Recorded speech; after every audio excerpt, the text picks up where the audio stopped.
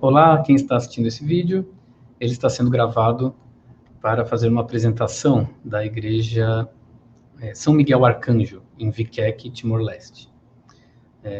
A confecção desse vídeo, obviamente, é pela grande distância que estamos, pois eu falo do Brasil. Meu nome é Eduardo Fausti, eu sou arquiteto, especialista em arquitetura sacra.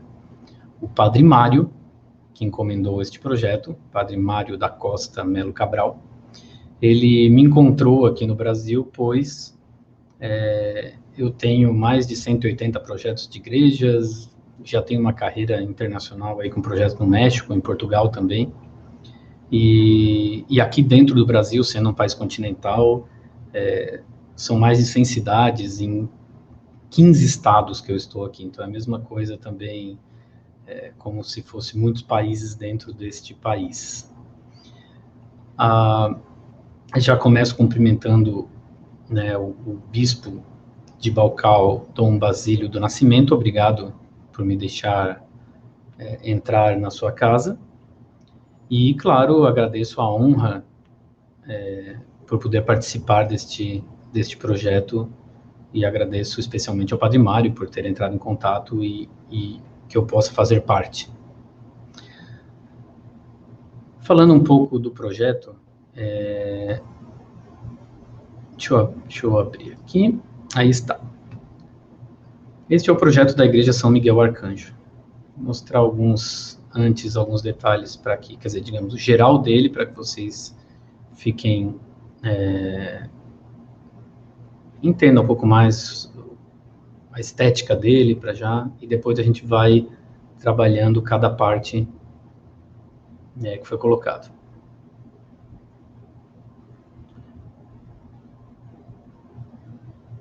Ok? Então, vamos retornar para aqui, os conceitos. Vamos ao primeiro conceito, que é o conceito de como foi pensado a sua planta. Possui uma planta uma planta circular.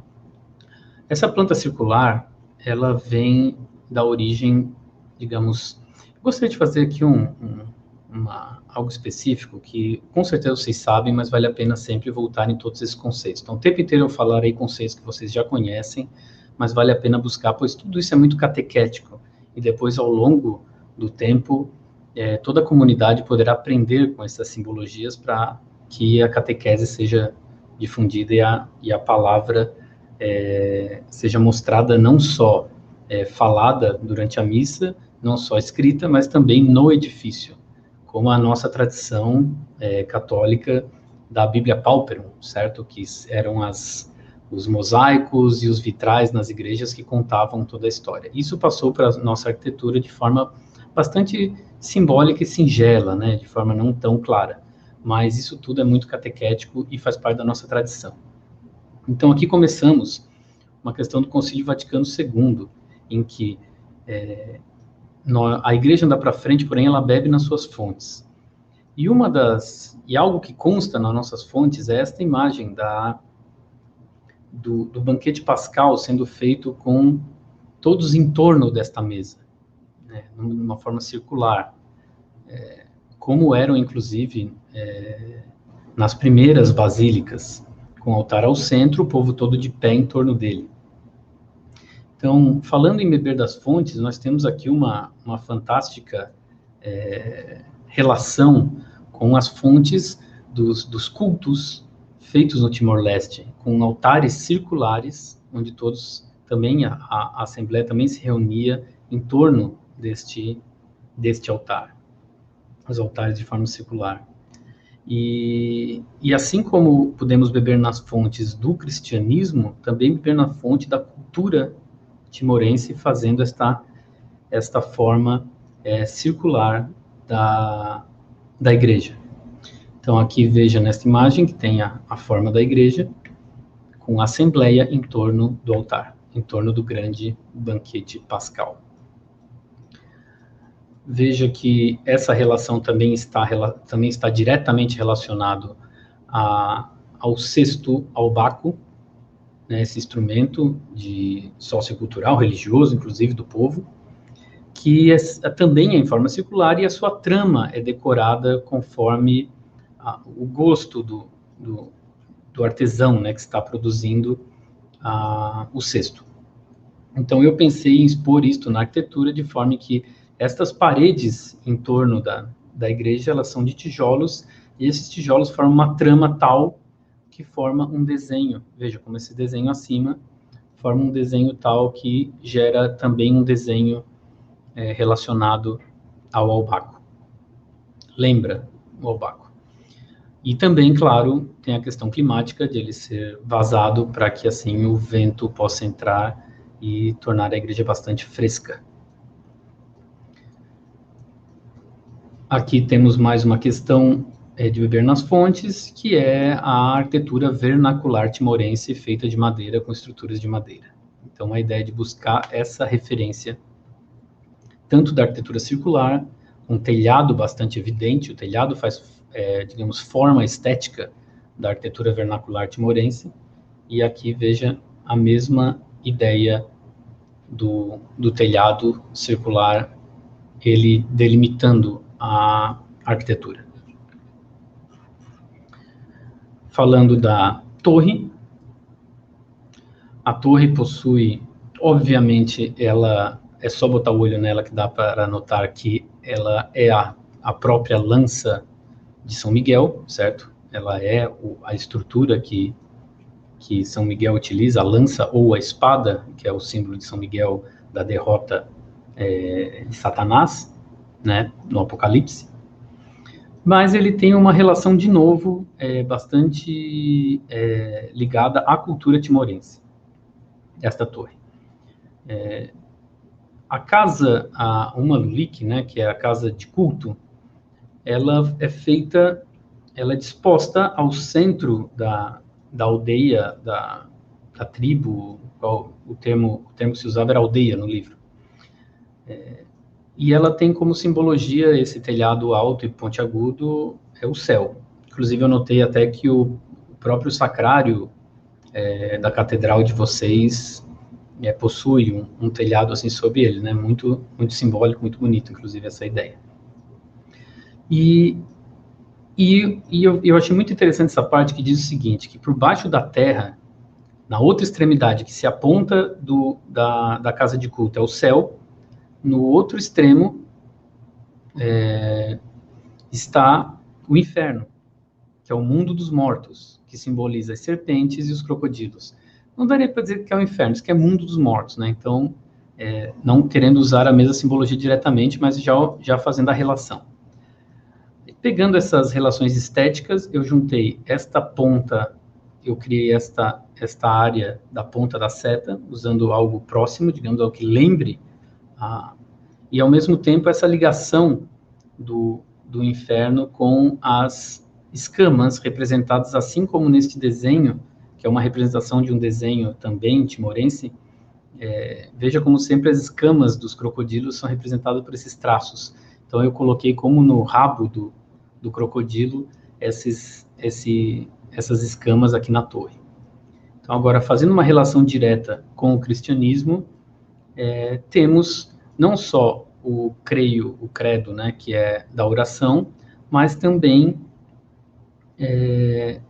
veja esta homilia antiga em que fala da descida de Cristo ao inferno, onde ele resgata Adão e Eva. E, de novo, é o Cristo, o novo Adão, que resgata Adão do inferno. Então, aqui nesse trecho está descrito, depois vocês leem com calma, que coloca Adão como prisioneiro e que é resgatado por Cristo.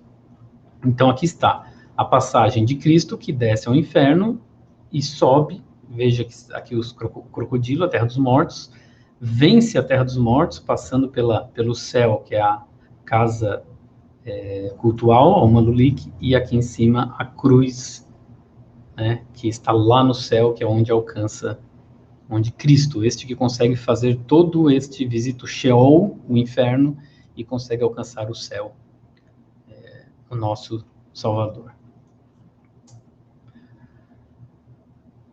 Bem, agora falando um pouco mais da arquitetura, primeiro eu prefiro começar com essa parte simbólica para entender o simbolismo, mas agora falando um pouco mais da parte mais técnica. Aqui nós temos uma igreja para 270 pessoas, com 3 entradas, certo? Uma primeira e 2 laterais, uma frontal e 2 laterais. Aqui é o centro, o altar, obviamente. E depois, de um lado elevado aqui, o ambão, que inclusive a palavra ambão vem de anabaino, né, ou anaveno, que seria a pronúncia correta, que significa elevar-se. Então, ele está num local mais alto. Está num local alto para que se possa proclamar a palavra deste local. Ao centro, a sede, a cadeira da presidência e as cadeiras dos concelebrantes. No lado, na simetria do ambão, está o batistério, e eles são acessados por essas 2 rampas laterais, tanto o ambão quanto o batistério, ou os fundos do presbitério, poderíamos dizer, e também por essas escadas. Aqui nós temos o sacrário. O sacrário, ele é colocado, possui um vitral à frente dele. Ele pode ser aberto e fechado. Então, durante a celebração, você abre as portas desse vitral e assim o sacrário faz parte da celebração. Depois ele é fechado e assim como ele tem 2 lados, ele é idêntico dos 4 lados, ele se torna o sacrário da capela de adoração perpétua. Então, como a planta é circular, é quase como se tivesse 2 frentes, digamos. A frente principal é a frente para a igreja, propriamente dita São Miguel Arcanjo, e atrás nós temos, até com uma escadaria e também com 2 rampas, essas rampas, o acesso à capela de adoração perpétua. Já mostro a vocês a imagem interna para entender melhor o que eu acabei de falar. Tem uma imagem boa, essa. Veja, à esquerda o ambão elevado, aqui, o ambão elevado, à direita a pia batismal. Vejam as rampas de fundo que dão acesso, ou as escadas que dão acesso a esta região. Aqui o vitral que eu comentei, o grande vitral, e o sacrário ali atrás. E aqui 2 imagens, a imagem do padroeiro, à direita, e a imagem à esquerda de Nossa Senhora. Aí teria que ver qual é a devoção maior da região, para saber qual imagem mariana seria colocada ali. E claro, veja o altar ao centro da Assembleia.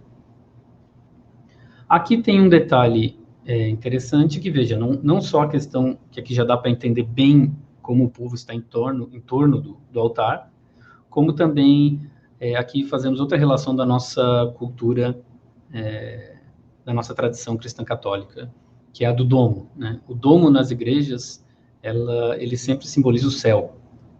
Então estamos embaixo num grande domo, e logo no centro do domo, abaixo, está o altar, e no meio dele a cruz. Então o domo representando o céu, o altar fincado na terra, representando a terra, e ele especificamente representando o local onde une o céu à terra, onde acontece a transubstanciação, e no meio a cruz, que faz esse Cristo, certo? Que faz o único que habitou nesses 2 lugares, o Deus, né, a palavra, o verbo que se fez carne. Então quem habitou o céu e a terra, e que faz essa transição sempre que precisamos, sempre que acontece um milagre, sempre que acontece até a transubstanciação, toda sempre essa intervenção de Cristo no altar. Aqui, o que eu explicava para vocês agora, vejam o altar, o domo sobre ele, que é o céu, e a cruz no centro. O vitral também tem a simbologia de uma ascensão, veja que ele tem um desenho, um tipo de desenho que faz uma relação com a ascensão, de subida, e veja, deixa eu mostrar aqui, ó, o altar, claro, ele é complementado, como se vê bem de frente, com a cruz ao centro, mas se ele for visto isolado, também tem uma cruz com uma pequena lança, que é a cruz de Cristo, e é a cruz também de São Miguel, arcanjo. Deixa eu mostrar a vocês aqui, essa imagem também é muito bonita para entender o domo e a relação do altar bem no centro desse domo, fazendo essa relação, né? Agora, mostrando a capela do Santíssimo aqui. Veja, aqui, claro, ele está aberto, mas a minha ideia era colocar uma porta para o sacrário não ficar exposto. Então, nós podemos criar uma porta grande aqui. Eu deixei como se fossem portas abertas, para entender como funciona. Então, aqui a porta, e ali a capela, veja, aqui a visão da capela. Então, o vitral é aproveitado dos dois lados e o Santíssimo aproveitado dos dois lados, assim a gente gera bastante economia, inclusive, né, não tendo que gastar com dois espaços. Voltando lá para a planta, explicando os outros espaços, aqui nós temos ainda a capela de adoração perpétua e duas sacristias, uma com casa de banho e a outra, porque um pode ser para paramentação, outro pode ser mais para os itens que tem no presbitério. Dá para fazer essa divisão conforme a necessidade, né, dessas duas sacristias. Deixa eu mostrar mais algumas imagens a vocês. Aqui, de novo, um detalhamento da estrutura. Aqui, de novo, detalhamento da estrutura também. Aqui, uma amostra de como funciona o telhado, que aqui era o que eu queria conversar com vocês também sobre a questão climática. A ideia dessas paredes vazadas é para que o vento entre e, como vocês sabem, o ar quente sobe. Questão de convecção, certo? Então, o ar quente vai subir e vai sair por essas janelas altas, ou até aberturas altas, conforme for a necessidade. Se puder ficar aberta, melhor. Se for janelas, também dá para abrirmos conforme. Isso aqui é bacana, que lembra o clerestório, né, que é algo gótico, algo românico, antigo, que também faz uma relação com a nossa história da igreja. E o ar quente frio, fresco, entra e sai o quente lá por cima. Então, é uma ótima forma de forçar a ventilação cruzada. Claro que o ponto central da igreja tem também um pináculo, uma cruz, como vocês podem ver, também para representar, não só como o campanário ele é isolado, ele não está na igreja, tem esse pináculo para mostrar que ali é um local sagrado. E aqui esse entendimento da parte climática, qual foi o pensamento. Veja aqui na parte frontal, veja que são dois telhados. Essa cobertura lateral é porque durante as chuvas o ar fica fresco durante as chuvas. Então, o ideal quando estiver chovendo, a temperatura na igreja ficará melhor, porque não precisa fechar a janela. Digamos, a chuva virá, o ar ficará fresco e toda essa abertura dos tijolos receberá esse ar fresco e esse ar fresco cruzará por toda a assembleia, gerando um conforto para os fiéis. Aqui o que eu comentava sobre a cruz, então temos uma cruz na própria torre, a cruz do pináculo e a cruz da entrada marcando a porta sagrada, que seriam, claro, 3 cruzes da Trindade, que é uma simbologia bastante antiga também e bastante tradicional do 3 na igreja. E não querendo me alongar já, eu acho que eu gostaria até que fosse mais rápido essa explicação, mas basicamente isso. Qualquer dúvida, veja que eu deixei aqui embaixo deixa eu mostrar aqui.